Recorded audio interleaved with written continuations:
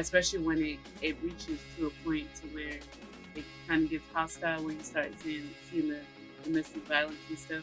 There's somebody that's already cut their ears off and is just blank and just waiting to respond to spring on to whatever the situation is. Yeah. You can always say, I'm not going to talk about it, or I'm right. Therefore, if you keep wanting to talk about it, you can leave, and I'm going to get this child support from you, and you go about your way, and I go about taking care of my business, and I still win, because in my head, I won, I was right, you were wrong, because you didn't give me 100% fact where I could not deny it. And guess what? Even if you do give facts, she can still say, I still don't believe it. We can agree to disagree.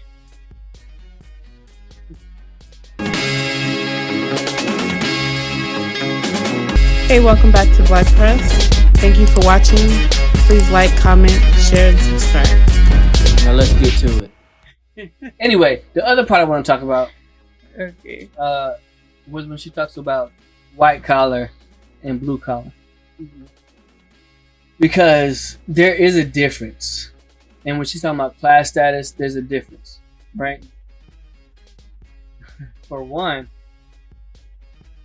a man that doesn't have the communication abilities, there's certain things that you get from a college degree.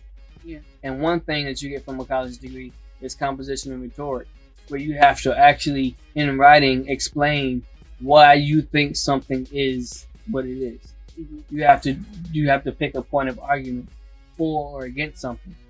So the big problem with men not being able to verbally discuss for or against something causes a lot of tension within a relationship. Especially because females and women are very communicative creatures. Mm-hmm. Even without speaking. Even without the education. Non-verbal communication. Yeah. Non-verbal communication and verbal communication. So women are automatically communicative, and they know how to express how they feel, or what they think they feel, or what they think from what happened.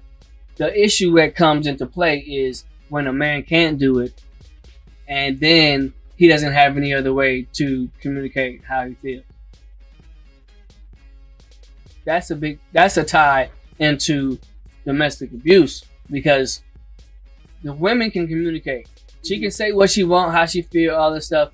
And the man, if he doesn't know how to communicate how he feels, then it gets to the point of, well, you won't stop talking, and I can't win this argument, so I'm going to win it the best way I know how. That's a big issue in our community, where it comes to not being able to communicate, and then or not being able to communicate what I feel and in a way that you can receive it, and that leads to DV. Or the other portion is where the woman, regardless of how well he speaks and puts across the information, she's not going to receive it. I think the biggest thing when it comes to communication is actively listening and being open and soft during the conversation. Because a lot of times when people are communicating with each other, especially when it reaches to a point to where it kind of gets hostile, when you start seeing the domestic violence and stuff, there's somebody that's already cut their ears off and is just blank and just waiting to respond to spring on to whatever the situation is. Yeah. But sure, if we bring in softness and communicate to each other, like, okay, so I'm listening to you, I hear you, I understand what you're saying, and just letting that person feel. But what if I don't understand what you're saying? Or what if then you express that? A big part, I think a big part is when I do understand what you're saying, I just don't agree with what you're saying. And then you can agree to disagree. It doesn't have to be I'm right or you're wrong. It doesn't have to. If I disagree with you, mm-hmm. like I said before in different videos, if I disagree with you, you win.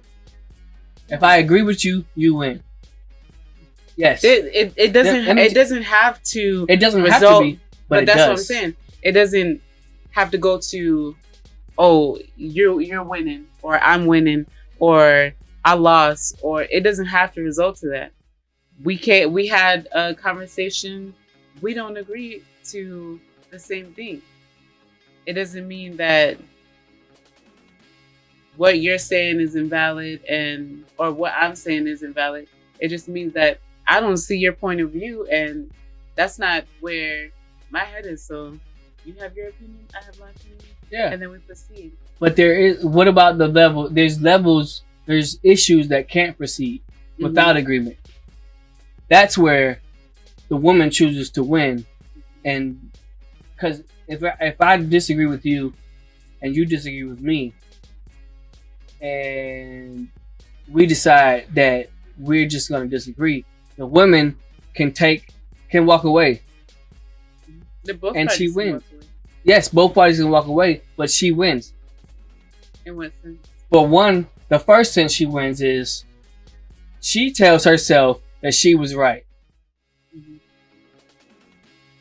So she already won in her head. Mm-hmm. The second part where she wins is if the issue continues to be pressed, she can leave and she still gets control over a portion of his finance. That's in separations. Yeah. If I come to you with the same issue over and over and over again and it's never being fixed, all you have to do is say, I'm not arguing about this no more, I quit. Boom. Now you're going to take yourself and the whole family. It doesn't work like that. When it doesn't. Because how many relationships? Wait a minute, because we're gonna keep getting back to this until we I don't care how many episodes it takes. Well, for one, women file for divorce more than men. Mm-hmm. Yes or no? That can be a fact. Wait, no, I'm not. That we know that's a fact. We know the percentages that women file for divorce more than men. Yes or no?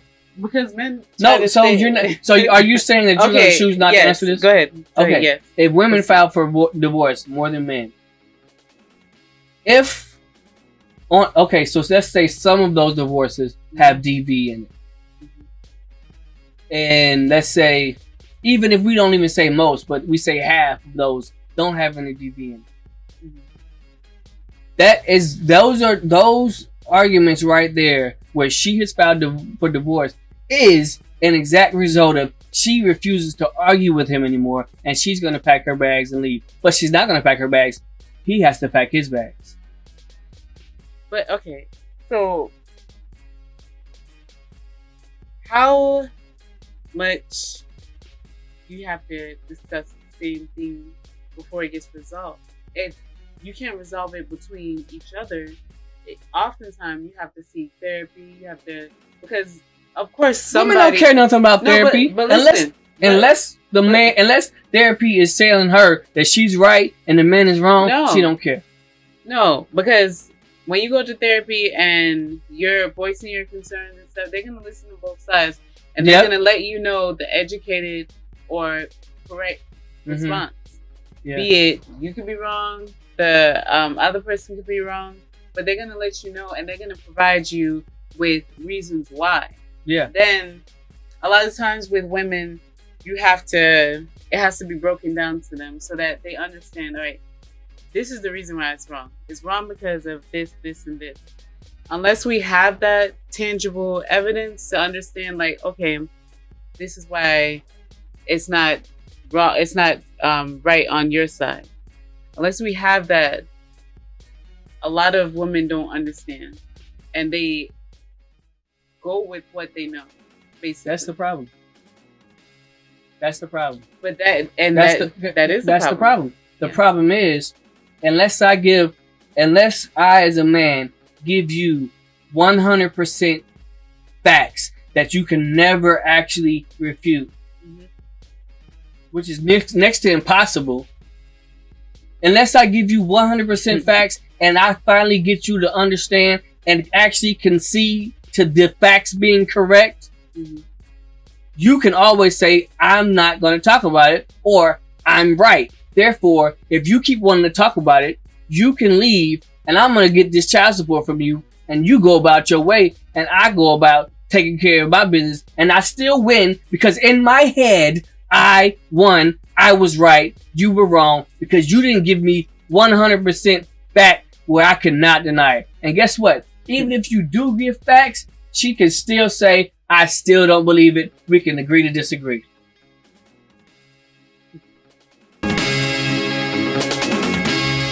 Please like, comment, share, and subscribe.